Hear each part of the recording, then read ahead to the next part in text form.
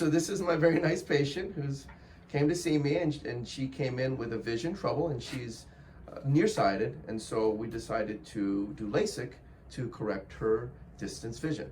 And so tell me, what made you decide at this stage of life to decide to have LASIK surgery? Well, I've thought about doing LASIK for many, many years, and actually after my daughter started working here, we started talking more about the possibility of LASIK, and I just decided that it was the right time. Okay, good, good. So tell me about vision-wise, without your glasses or contacts, whatever, when you look far away, I mean, how can you see? Now? No, before the Then? surgery. Yeah, oh, then. I couldn't. Okay. I was very nearsighted. Uh-huh. Have been wearing glasses or contacts since I was in 3rd, 4th grade. Okay. And in contacts for 20 years, and Uh-huh. then couldn't wear them anymore because I had dry eye and Correct. I couldn't do the contacts. Right. And I missed that. I missed having to rely, or I didn't like relying on glasses. Right, right, because contacts are really convenient, but then to your point, we all develop dry eye problems over time, and then it makes it so hard, it's hard to wear the contacts. So LASIK is a good solution. So when you had the surgery, I know it's kind of a weird experience. What did you think about it? Was it hard? Was it easy? It was pretty easy. I was, of course, nervous about it, but it didn't hurt. Of course, we were, I was calm, and the numbing drops totally numb the eyes, so you don't feel it. You're totally awake, but you don't feel anything. And it was a super easy process. Okay, good. So, after the surgery, you were able to see 20/20 for distance, which was phenomenal.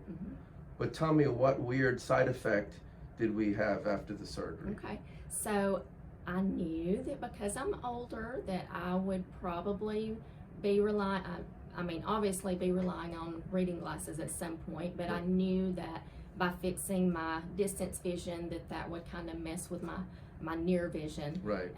But it kind of messed with it a little bit more than I thought it was going to, and I couldn't see much within like 10 feet. Right. So I was kind of frustrated, and we came back for my follow-up and discussed the enhancement, and I kind of dealt with that, I guess, for 6 weeks or so before we did the enhancement. That's right. And after the enhancement, it's been great. Right. So let's talk about that briefly, because people are like, well, what are you talking about? Okay. So whenever we do LASIK surgery, we are trying to use the example of hit a hole in one, right? Like a golf analogy, hit the hole in one.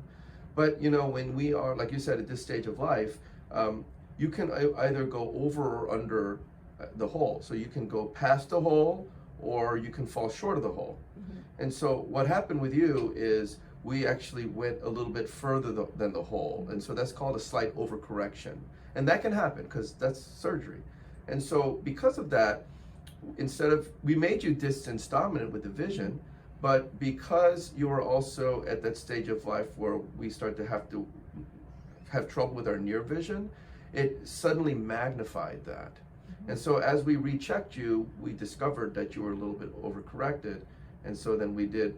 And what's interesting is it wasn't even a big treatment. It was like a plus 0.50, which you would think that's nothing.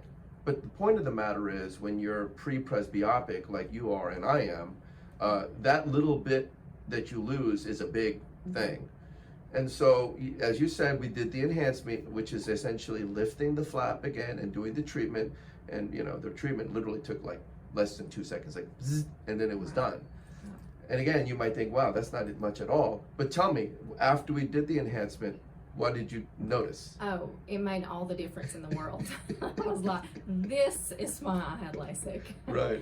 It was great. I could see. As a matter of fact, now I keep reading glasses on me, but it is rare that I have to get them out unless I'm reading some super fine print. Right. I do computer work without them. I do all my up-close stuff. I just occasionally have to get out my reading glasses. And they're not much. I mean, it's about the lowest reading glasses you can get. So. Right. So you and I are kind of in this kind of on the fence now, where we're not where we were when we were 20, but we're also not 60 or 70. But we're starting to notice some of that near trouble. And so what happens is you get blur, but sometimes you can have fatigue, you know, Right. for up close vision.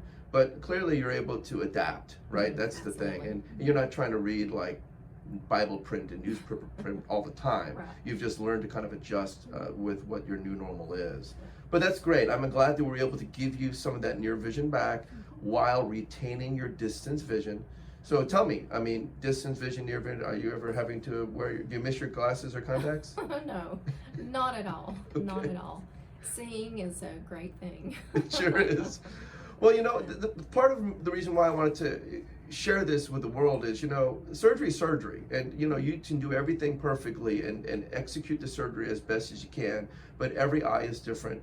Every treatment is different. And so you just have to know, not necessarily to avoid situations, because that happens. Like I was telling you before, it's like driving a car. If you say, I will never, ever, ever get into a car accident, that's very unrealistic, because the more you drive, there's a chance. But more importantly, you say, okay, if this happens, how can I handle it? Right. And so it's very important to find a surgeon who knows how to handle things when things kind of happen. And fortunately, everything went beautifully. And so I'm just so happy that you've done well. Yes. Thank you so much for sharing your story. We really appreciate it. No, thank you. You're welcome.